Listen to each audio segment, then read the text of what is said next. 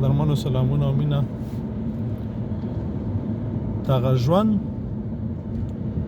چې څو شپې زیاتېږي همدغسې تجربې ورسره زیاتېږي.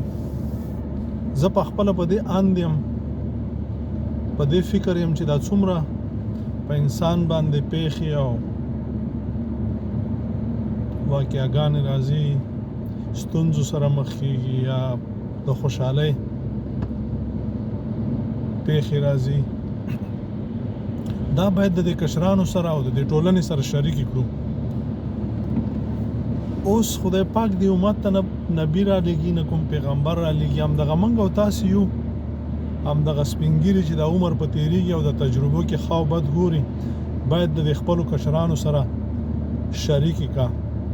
دیني او دنیوي ټول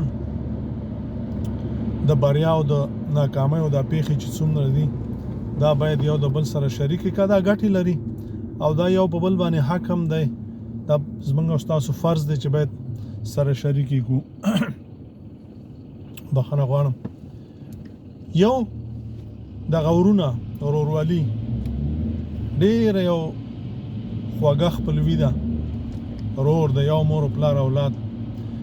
دوی یا همدغسې خویندې یا ورسره واخله همدغسې ورپسې ځه تره زامن او خپل خپلوان.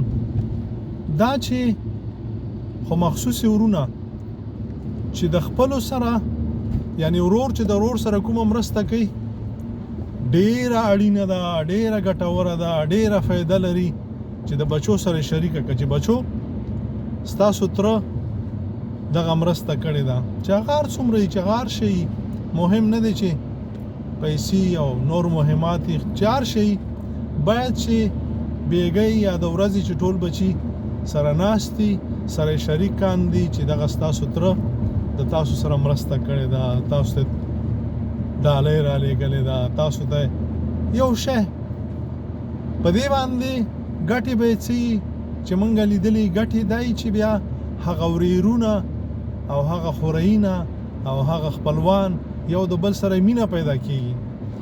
او کنه رور د رور سره کوي، خور د خور سره کوي او هغه په دې جبن نه باسي، په همدې بچوي خوري، خو بچی ته نه خبري، دا د خپلو بچو دشمن دی. دا ځکه چې همدغه بچی د دې ترونو یا د ترورګانو یا د خپلوانو یا د نیو نیکه یا د هر څه چې د ما خپلوي ویله د دوی سره کینه پیدا کیږي چې دی وګوره ښه په ډولو ډنګ کې دی او ښه مزې کوي او د موږ سره هېڅ هم نه کوي. هغه که لږې وي که ډېرې وي باید د خپلو بچو سره شریکې کوي. او دا زموږ تجربې دي، موږ په خپلو سترګو باندې ولیدل چې کوم ورونه دا کارونه کوي ډېر ښه سره جوړ دي، او چې کومې نه کوي د بچو نه پټ ساتي. حتی بچي راپاڅي او خپل تره ته وایي په یو وخت کې که تا کړي خپل رور سره به د کړي په ما څه احسان کوي. حالانکې تره به په وراره احسان ونه کا، خو ورارونه هم بیا دغسې سپین سترګې کېږي چې راپاڅي او خپل تره ته یې چې که کړي دمي خپل تره سره به د کړي په ما څه احسان کوي. نو ژوندي اوسئ، ښاد او آباد اوسئ.